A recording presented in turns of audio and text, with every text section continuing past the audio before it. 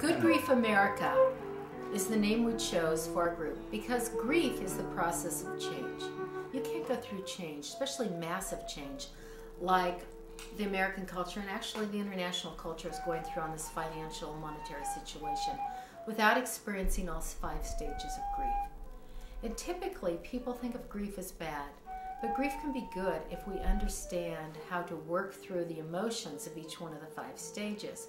We can actually come out the other side with a more solid foundation and with a more productive community and way of working together as community members. And so we're watching individuals, we're watching families, communities, counties, states, nation, all going through grief. They're all going through these 5 stages. And the first one is denial. And what we notice on this whole issue of foreclosure is that this denial is one that often we all get stuck in.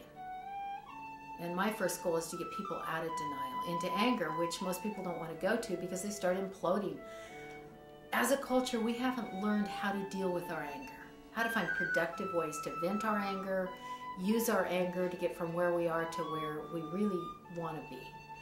And so we end up taking it out on the loved ones around us. We take it out on people at work and lose a job. We take it out, countries take it out. I mean, look at the wars we're in. When you look at, so much of the stuff going on around the world, it's because we don't know how to handle grief. We don't know how to handle change, which is really can be a positive evolution. So we end up imploding. And it's easier to sit and stay in denial than it is to do the dance through anger. So we work with our people on taking them through the dance of anger into bargaining. The next stage past bargaining is sadness, and then you see a lot of depression there. People don't want to go there. And the next stage is acceptance.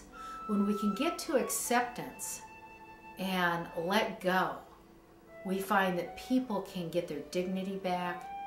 They can realize they're a human being who has value, that they were born on this planet without these homes, without this stuff. I am not my stuff. That all of a sudden we can start reclaiming the stuff if we want it or we don't have to. It's a very empowering position to be in. We're no longer owned by our homes. We're no longer owned by our debt. But anger is one that we find most people imploding in, and it's a very dangerous stage. So most people will just shoot back into denial and stay there and say, this isn't happening to me. Or, I mean, we've had stories where people tell me, I can't even tell my parents I've gone through this. They just move in the middle of the night and make up stories why. And here's the problem with that. They move to the next home, but they haven't dealt with the shame. They haven't dealt with the rage, and they keep acting it out and imploding their life. And it's hard to rebuild America when that's what's going on in the souls of individuals.